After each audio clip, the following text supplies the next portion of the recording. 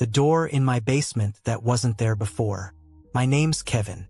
I'm a 28-year-old guy who recently moved into a new house after a long stretch of apartment living. It was an older home built in the 60s, slightly run down but nothing too serious. I was excited to finally own something, especially with a basement, which I always wanted for storage and maybe a gaming room. The house was in a quiet, forested area outside Pittsburgh. Nice neighborhood, old trees, peaceful. Almost too peaceful. The weirdness started about 2 weeks after I moved in. Part 1. The door. One night, I went down to the basement to store some boxes. I flicked on the dim overhead light and noticed something strange. A door in the far corner. I swear it wasn't there before. The walls were bare cinder block when I first moved in. But now, there it was. A narrow, old-looking wooden door. It was painted the same color as the wall, as if someone wanted to hide it. I stood frozen, holding a box in my hands. Had I just missed it before? I walked up to it, and the closer I got, the colder the air felt. Not just cold, damp, like mildew or something rotting behind it. I reached out to touch the doorknob ice cold. It was locked. No keyhole. Just a knob that wouldn't budge. I backed away, uncomfortable. I told myself maybe it was part of the house I just hadn't noticed. But I couldn't shake the feeling that it wasn't supposed to be there. Part 2. The noises. A few nights later, around 2 a.m., I woke up to a sound, like knocking. I thought maybe someone was at the front door, but when I got up and walked downstairs, the knocking got louder, and I realized it was coming from the basement. Knock, knock, knock. It wasn't frantic, just slow, steady. I didn't go down there. I didn't even check. I locked the basement door and sat in my bedroom the rest of the night, staring at the ceiling. The next morning, I convinced myself I had a nightmare, until the next night when I heard it again. Part 3. The whispering. After a week of ignoring the sounds, it got worse. Not just knocking, but whispers. And what really scared me was that sometimes, the whispers knew my name. Kevin. I'd hear it as I walked past the basement door. Sometimes, it sounded like it came from the other side of the wall. That I finally decided to put a security camera down there. Just to prove to myself I wasn't crazy. I set up a motion-activated one and left it recording for the night. Part 4. The footage. The next morning, I checked the footage. At 3:17 a.m., the camera turned on. There was no one in the frame, just the basement. Then, the door appeared. I swear to God, the camera captured the wall changing. Like the paint was peeling away, revealing the door underneath. The air shimmered like heat rising off a road. Then, the door opened, just slightly, and from the darkness behind it, a hand slid out. It was gray, long fingers, nails like claws. It didn't come all the way through. It just rested on the edge of the doorframe, tapping on the wood. Knock, knock, knock. I slammed my laptop shut. Part 5. The thing in the room. I left the house for a few days, stayed with my brother. When I came back, everything seemed normal, until the second night back. I woke up around 3 a.m. again. My bedroom was ice cold, and I wasn't alone. I couldn't move. Sleep paralysis. I could see the corner of my room, and there was a figure standing there. Tall, slender, too tall to be human. His head scraped the ceiling, and it was watching me. It didn't move. It just stood there for what felt like hours. I tried to scream, but no sound came out. Eventually, I blacked out. When I woke up, my sheets were soaked with sweat, and my bedroom door was open. Part 6. The final night. I made up my mind. I was going to destroy that door. I went down to the basement with a sledgehammer and flashlight. I stood in front of the door. The air felt like it was breathing. My flashlight flickered. My ears started ringing. And then the doorknob turned. Something on the other side was trying to come out. I raised the hammer and slammed it into the door. Wood splintered. I kept hitting it again and again. And with every blow, the whispers screamed louder. I finally broke through the center of the door. There was nothing behind it, just blackness, like a void. And then, it reached through. The same hand from the footage. It grabbed my arm and started pulling. I screamed, yanked back, and hit the wall.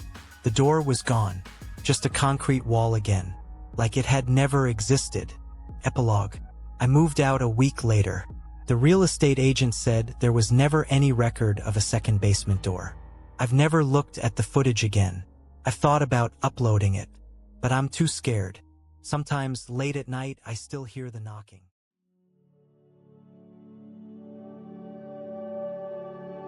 My name's Kyle, and this happened 3 years ago when I was driving cross-country from Colorado to Pennsylvania.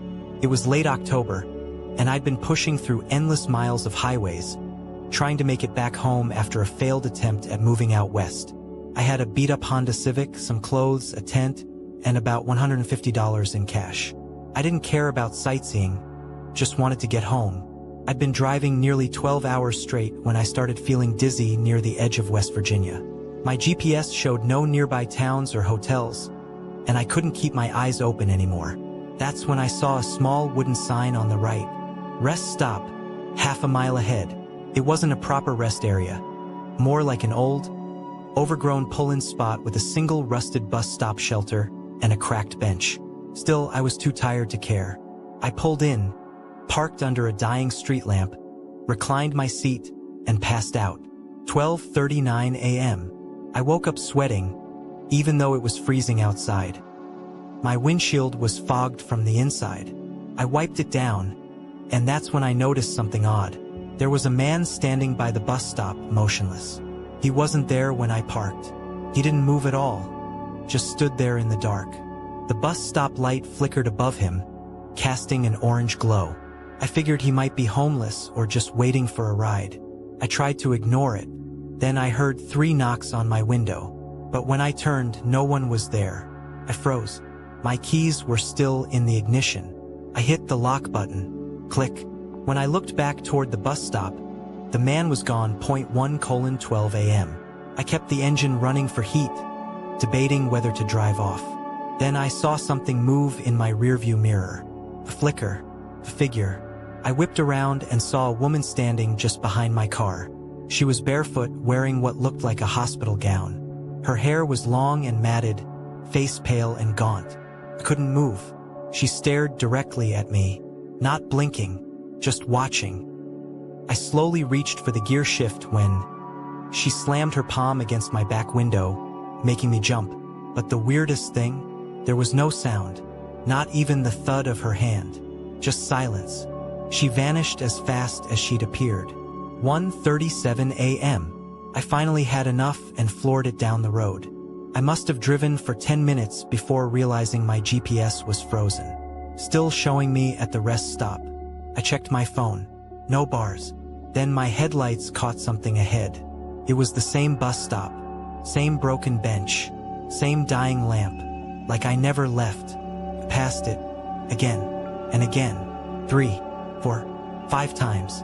No matter how far I drove, I kept ending up back at the same damned place. That's when I noticed something new. Each time I returned, there were more people standing by the bus stop, silent, still, watching. By the 6th time, there were at least 12 figures, all staring at me, their faces pale and eyes hollow. 2:15 a.m. I tried taking side roads. Didn't work. I tried turning back. Same result.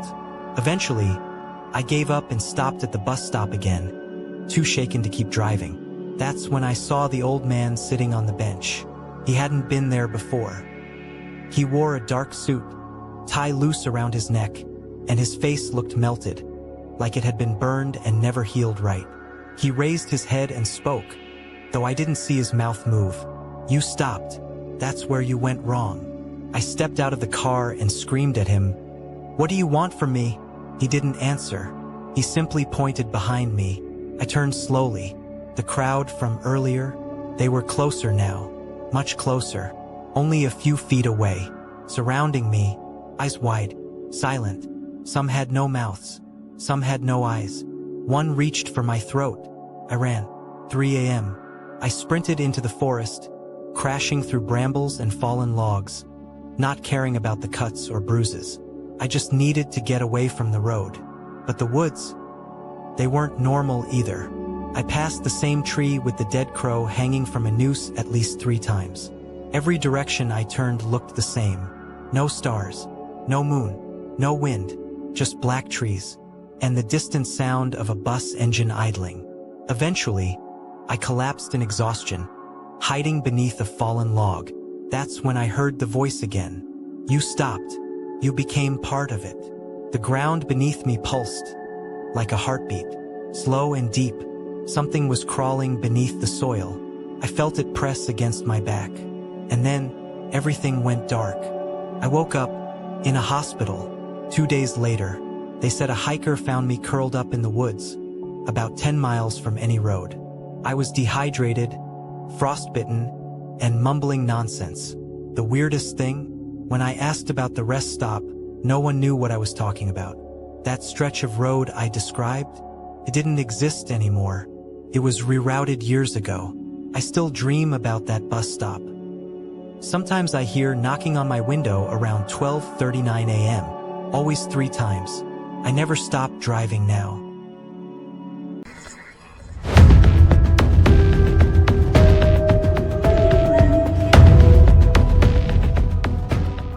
It was around 11:40 p.m. when I saw the glowing sign on the side of the highway. Red Pine Motel vacancy. I had been driving for almost 10 hours straight through winding back roads of Oregon, and my eyelids were getting dangerously heavy. My GPS had rerouted me through these backwoods after a major wreck blocked the interstate. I hadn't passed a single gas station or rest stop in over an hour. The sight of a motel felt like a gift from God. I pulled into the gravel lot. The building looked like something from the 1960s. Faded red paint, flickering neon lights, a cracked soda vending machine next to the lobby. A tall pine tree loomed behind the structure, its branches brushing against the roof. Everything about the place felt quiet, too quiet. Inside the front office, an old man sat behind the desk, eyes fixed on a black and white TV that was playing static. He didn't look up until I rang the bell. He turned slowly.